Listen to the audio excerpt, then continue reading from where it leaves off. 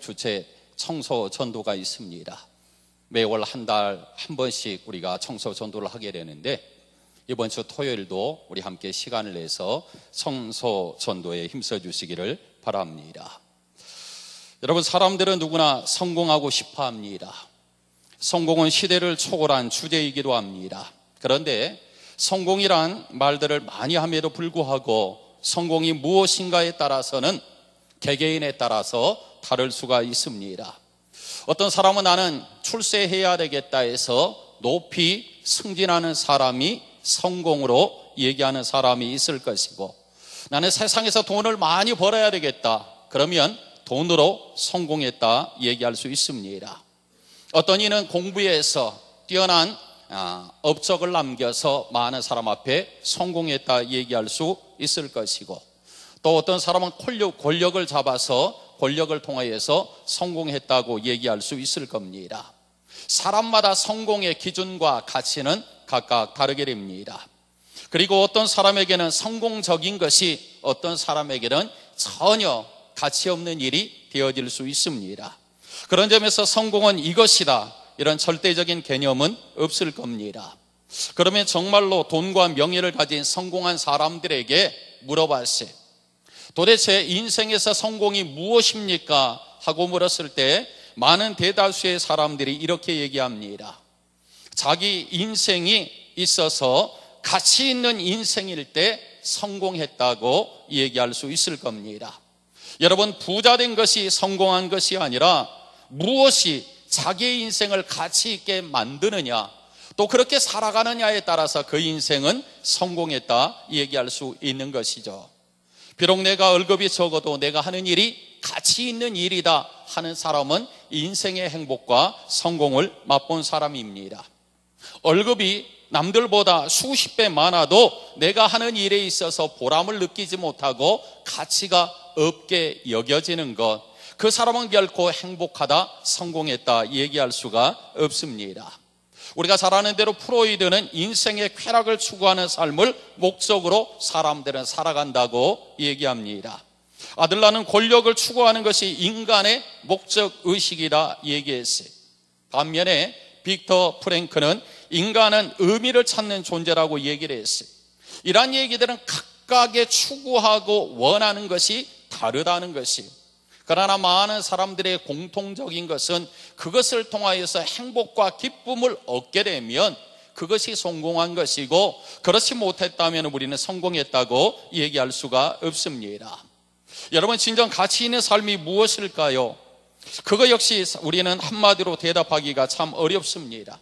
왜냐하면 내가 가져야 하는 것보다 가지고 있는 것이 삶의 가치의 기준이 되어야 되는데, 많은 사람들이 내가 추구하는 것, 내가 바라는 것을, 그것을 가치로 여기게 될 때는 사람마다 다른 기준이 생겨나게 되는 것이죠. 우리는 진정 참된 가치를 잃어버리고 살아갑니다. 예를 들어서 어느 가정에서 자녀들을 위해서 잘해주기 위해서 두 부부가 맞벌이를 하면서 일을 했어요. 직장에 매여 있어서 많은 수입을 가졌는지는 모르지만은 자녀들과의 관계와 시간들을 낼 수가 없었어요. 그러니까 자녀는 늘 부모에게 함께 있어달라, 함께 놀아달라 이렇게 얘기하지만 부모는 늘상 직장 생활에 바쁜 것이, 그래서 수입을 통하여 돈으로 아이에게 모든 것을 대신하려고 합니다. 행복하게 살기 위해서 돈을 벌지만 그 일에 치여가지고 행복이라는 것을 찾아볼 수 없는 가정 또한 있다는 것이에요. 그렇다면 진정 그 가정이 행복의 가치를 추구하고 만들어가는 가정이겠는가 얘기했을 때 우리는 결코 그 가정이 행복하다고 얘기할 수는 없을 겁니다. 오늘 우리의 신앙생활을 하는 것도 마찬가지입니다. 내 기준으로는 열심히 하나님을 위해서 헌신과 충성을 다하게 되는데, 하나님의 기준에서 나의 신앙은 과연 어떻게 되겠는가? 오늘 내가 믿음 생활을 하는 데 있어서 정말로 내 삶의 가치가 바로 여기에 있다 생각을 하고 목적의식을 가지고 믿음 생활을 하고 있는가? 아니면 마치 하나님 앞에 예배할 때마다 하나님 앞에 어떠한 복을 달라는 주술적인 신앙을 가지고 우리의 믿음 생활을 하고 있는가는 우리가 돌아봐야 합니다. 오늘 본문의 말씀을 통하여서 우리에게 얘기하는 것은 예수님께서 참된 가치 있는 인생이 무엇인가 우리에게 가르쳐주고 있어요. 오늘 본문을 봅니다. 본문을 예수님께서 갈릴리 바다를 걷고 계셨어요. 거기에서 예수님은 두 형제를 만나게 됩니다. 한 형제는 베드로와 안드레였어요. 그리고 또 다른 형제는 야고보와 요한입니다. 베드로와 안드레는 바닷가에서 고기를 잡고 있었고 야고보와 요한은 배에서 그물을 깃고 있다고 성경은 얘기합니다. 우리는 최초의 제자들이 평범한 보통 사람이었다는데 놀라움을 갖게 됩니다. 왜냐하면 하나님의 아들 예수님께서 이 땅에 오셔서 하나님의 큰 사역을 감당하는 데 있어서 선택한 제자들이 어떤 특별한 학식이나 높은 지위에 있는 사람이 아니라 그저 평범한 고기 잡는 어부에 지나지 않았습니다. 그들은 고기를 잡으면서 하루하루 연명했던 어부입니다. 예수님은 바로 어부들을 제자로 택하셨어요.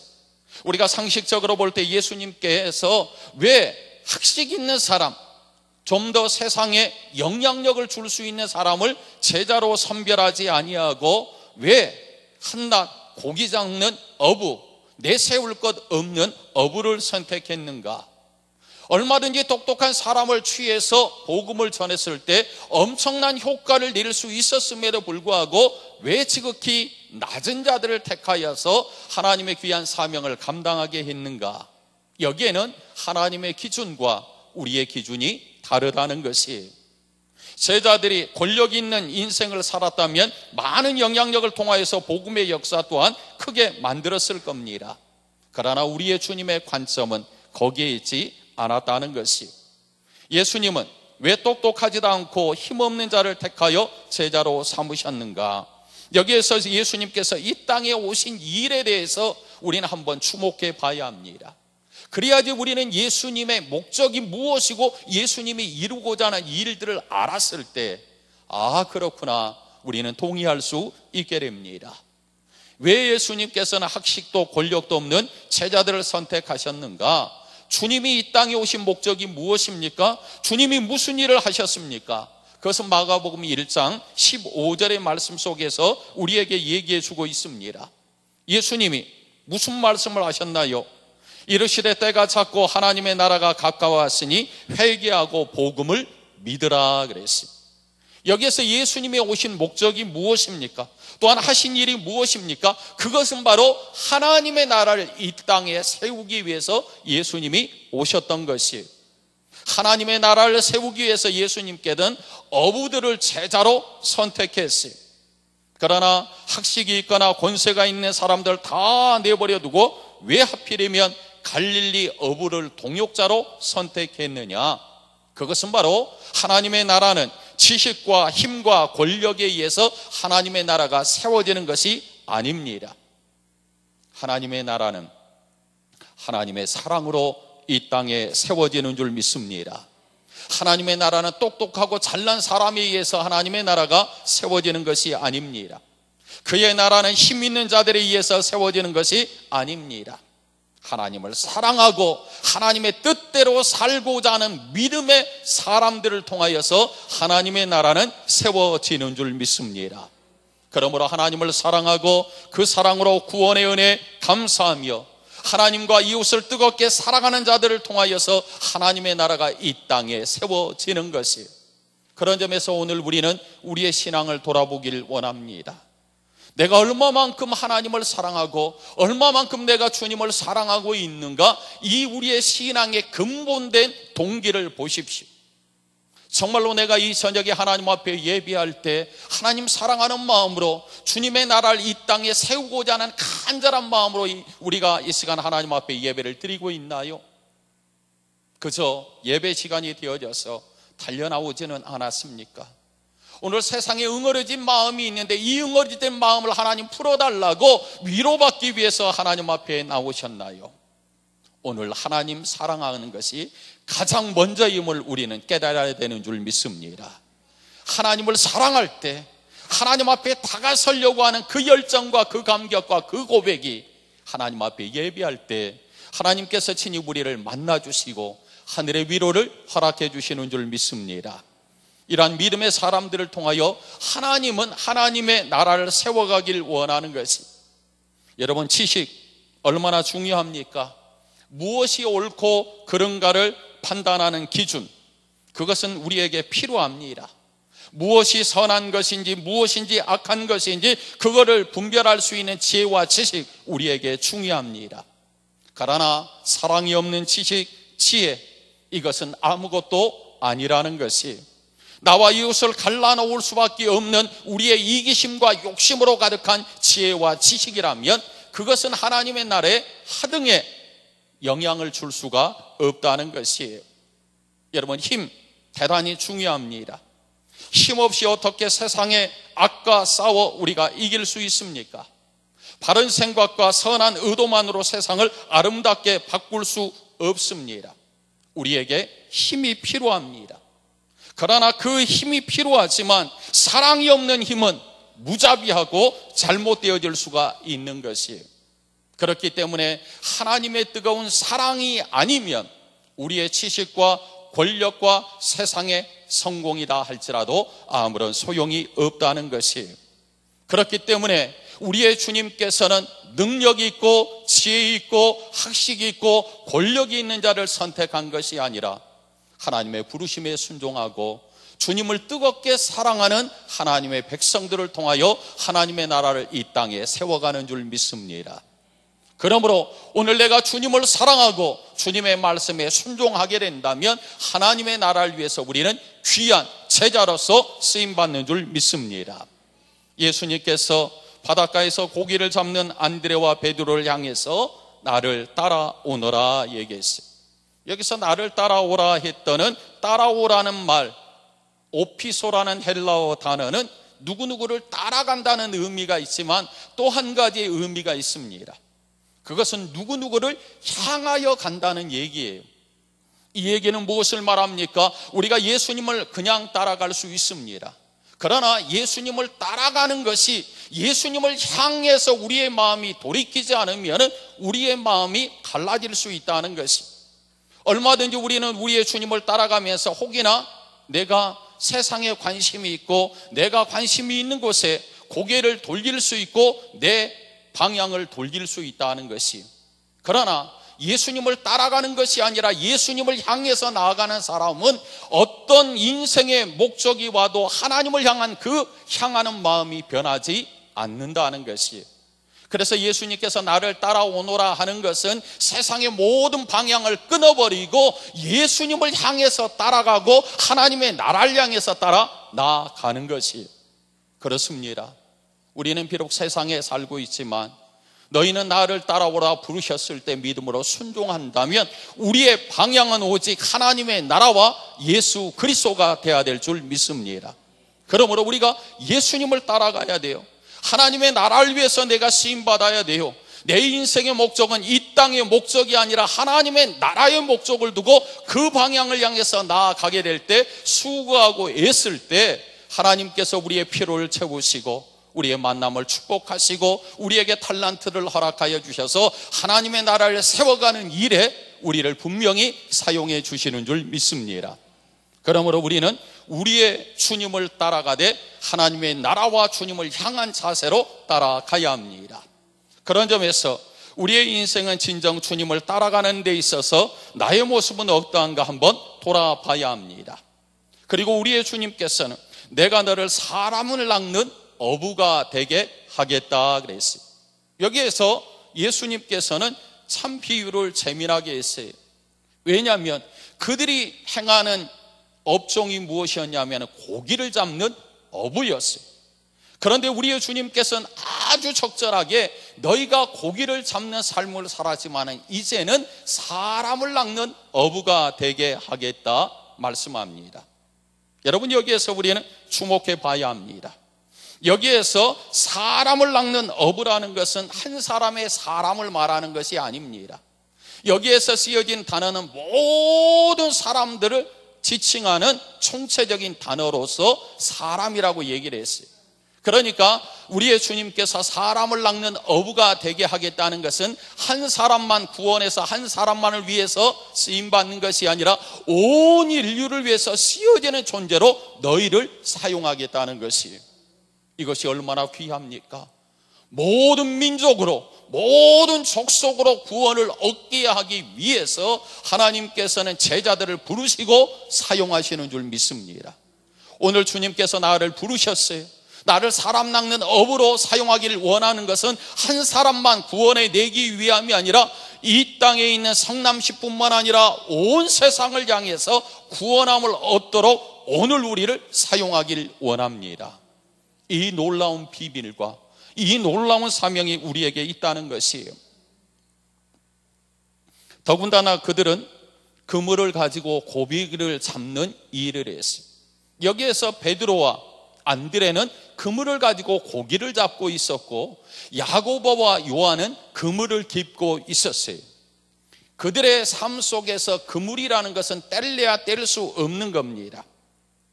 하지만 하나님의 그물은 사람을 낚는 어부로서의 삶이 아니라 이제는 사람을 구원해내는 그 일들이 그들에게 주어졌어요.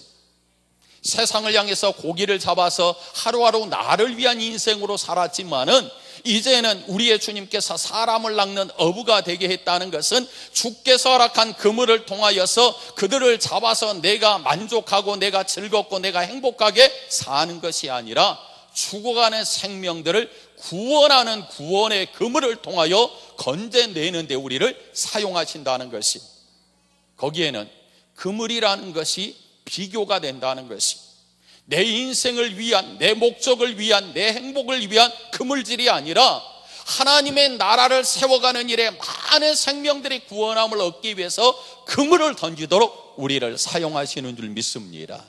그렇기 때문에 이것은 근본적으로 다르다는 것이에요. 그런 점에서 이 진정한 아름답고 소중한 가치 있는 일에 우리의 주님이 우리를 부르셨다는 사실 얼마나 감격스럽습니까? 우리의 인생이 정말로 세상에서 가장 가치 있는 일, 하나님의 나라에서 가장 가치 있는 일, 생명을 구원하는 일에 우리의 주님이 나를 부르신 줄 믿습니다. 그러므로 이 일들을 감당하기 위해서는 반드시 우리가 지불해야 될 대가가 있다는 것이에요. 오늘 마가는 예수님의 제자를 부르실 때 제자들이 그물과 집과 가족을 버려두고 예수를 쫓아갔다 그랬어요. 사람에게 인성을 끊는다는 것 얼마나 어려운 일입니까? 자기의 삶의 터전을 버리고 주님을 따라간다는 것은 결코 쉬운 일이 아닙니다. 그러나 그 주님의 부르심 앞에 저들은 믿음으로 순종하고 주님을 따라갔다는 것이 20절 말씀, 곧 부르시니 그 아버지 세베대를 품꾼들과 함께 배에 버려두고 예수를 따라가니라. 물론 여기에는 더 자세하게 설명하지는 않았습니다. 그러나 주님의 말씀 앞에 그들이 순종하고 주님을 따라갔어요. 그들의 삶의 터전, 가장 소중한 것들을 다 버려두고 주님을 따라갔어요. 예수님의 제자가 되는 길에는 언제나 대가가 필요합니다. 제자들은 예수님의 부르심을 듣고 지금까지 자신들이 의존해 왔던 삶의 중요한 부분들을 다 버렸어요. 이처럼 예수님을 따른다는 것은 우리로 하여금 삶의 중요한 부분들을 포기하도록 우리에게 요구하고 있습니다. 어떤 이는 물질에 대한 집착을 포기해야 되는 이도 있고, 어떤 이들은 자신의 행복을 위한 이기심도 버려야 될 때도 있고, 어떤 이는 주님을 위해 자존심과 자기를 존귀히 여긴 마음마저도 버려야 될 수 있습니다. 우리가 그것을 버리지 않으면 결코 주님을 따라갈 수가 없어요. 그래서 부자 청년이 주님 앞에 와서 영생을 어떻게 얻습니까? 얘기했을 때 하나님의 말씀을 지키라. 그랬을 때 그 청년은 내가 다 지켰다고 그랬어요. 내 소유를 팔아 가난한 자에게 나눠주라 했을 때 그가 근심하며 돌아갔어요. 물질에 대한 그 집착이 주님을 따라가는데 그의 방해 요소가 되어졌다는 것이에요. 가장 가치 있는 인생, 주님을 따라가는 인생은 내 것을 포기하지 않으면, 내 것을 버리지 않으면 결코 주님을 따라갈 수 없다는 것입니다. 오늘 우리는 이 저녁에도 하나님 앞에 예배하기 위해서 우리의 버려야 될 것들, 집착해야 될 것들 다 끊어버리고 오늘 이 시간에도 우리가 예배하러 온 것 아닙니까? 오늘 하루를 지내면서 얼마나 피곤합니까? 얼른 집에 가서 쉬고 싶고 빨리 저녁도 먹고 싶은데 그 모든 거 포기하고 이렇게 나와서 하나님 앞에 예배하는 것이, 우리의 삶의 집착, 내게 소중한 것도 끊어버리고 주님 앞에 나왔어요. 이것이 귀하고 가치 있고 소중하기 때문에 이 저녁에 우리는 하나님 앞에 나와서 예배드리는 것 아닙니까? 오늘 가치 있는 인생, 내가 사람을 낚는 어부가 되게 하겠다 했을 때 그들은 예수를 따르니라 그랬어요. 여기서 따라갔다는, 예수님을 따르다는 말은 켈루도스라는 말을 쓰게 됩니다. 여기에서는 정관사 아가 포함이 되는데 이것은 같다 이러한 뜻이고, 켈루도스라는 말은 길이라는 것이, 그러니까 길이 같다 그랬어요. 주님을 따라간다는 것은 주님과 길을 같이 하겠다는 것입니다. 이제는 내 인생의 행복과 성공을 위해서 사는 인생이 아니라 주님 가셨던 그 길, 내가 그 길에 함께 가겠습니다. 내가 주님이 가는 그 길에 나도 같이 가겠습니다. 이러한 의미가 여기에 담겨져 있는 것이에요. 여러분, 주님을 따라가는 길, 행복하고 즐겁고 축복의 길입니까? 물론 축복의 길입니다.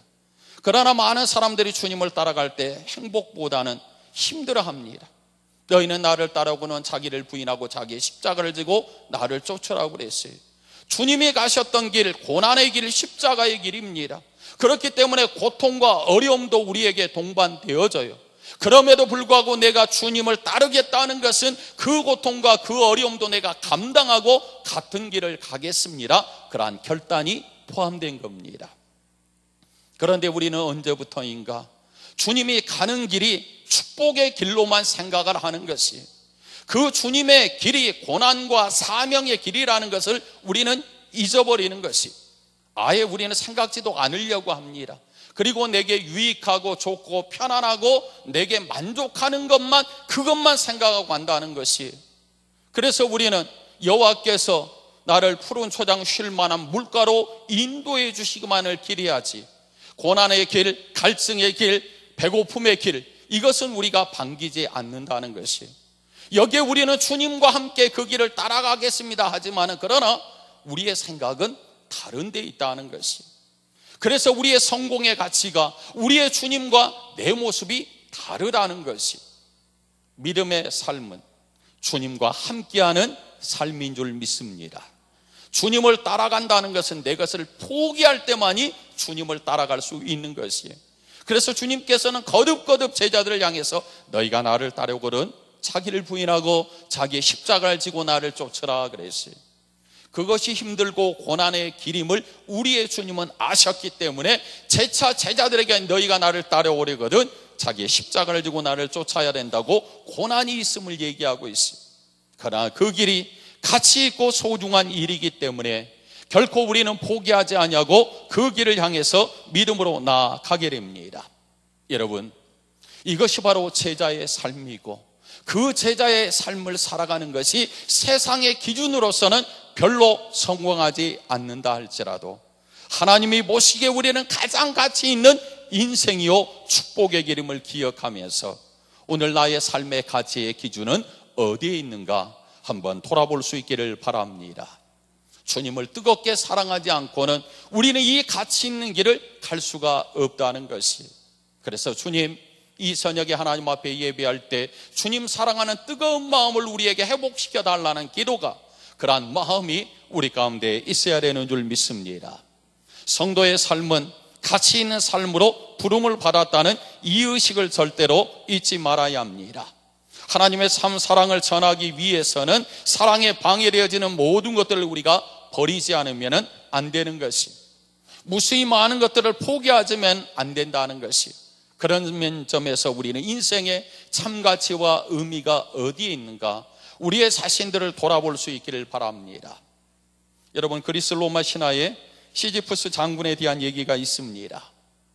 그는 제우스의 총애를 받았지만 잘못을 저질러 제우스의 노여움을 사게 됩니다.